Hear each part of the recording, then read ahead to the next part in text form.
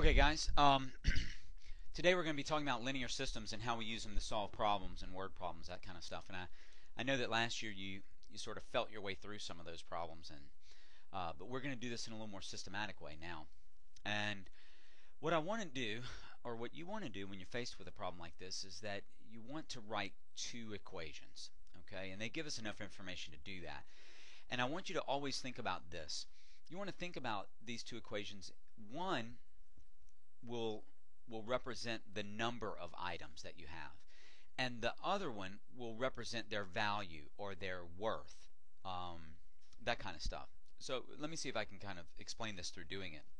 The first one, I've got this grocer who it says a grocer mixed nuts worth $4.25 per pound with nuts worth $2.75 per pound. How many pounds of each kind did he use to make a mixture of 60 pounds to sell at $3.75 per pound? Okay, now I know one thing. I know that I'm going to just go ahead and assign some variables. I'll call this one x because it shows up first, and that one y. I could write them the other way, but it doesn't matter.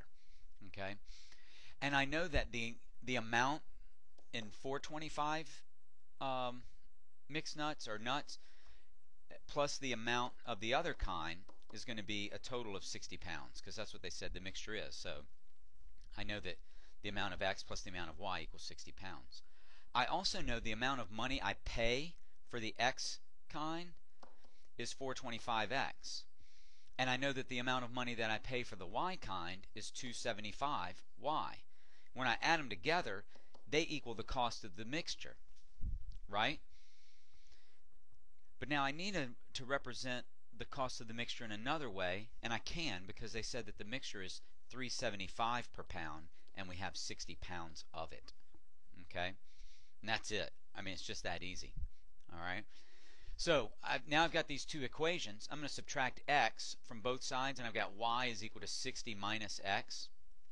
So I'm going to get, I'll work the other problem in green. 4.25x plus 2.75 times what y equals, right? Here we go. Plug it in here, right? So I'm going to get 60 minus x is equal to 3.75 times 60. Now I'm ready to roll because I've put those two together and now I only have one variable in the right equation so I can solve for it. Okay, so I'm going to get 4.25x plus, and I'm going to do this in my head, guys. I hope you will too. 2 times 60 is 120, and then I still have 3/4 of 60, which is 45. Okay, so 120 and 45 is 165. Minus 2.75x. Please don't forget to distribute there. And then I'm going to do this one. 3 times 60 is 180, and 45 is 225. All right. Now I'm going to combine my like terms. That's this one and that one, and I'm going to get 1.5x plus 165 is equal to 225. And then I'm going to subtract 165 from both sides, right? And that's going to give me 1.5x is equal to 60. Okay? Divide both sides by 1.5. I mean, it's just algebra now, right?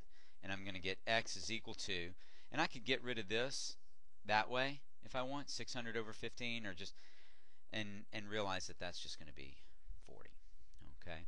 So if x is 40, then y's got to be 60 minus, well, y is equal to 60 minus 40. Y is equal to 20.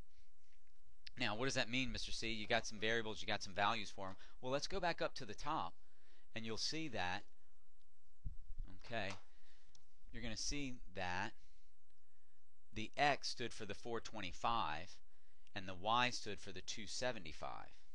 Okay? Alright. Can't get it to move down. Alright. So this is 40 pounds of 475 and 20 pounds of 275, or 425. I can't remember which one was which. Alright, guys. I'm running out of time here. I think you've got it there. Good job.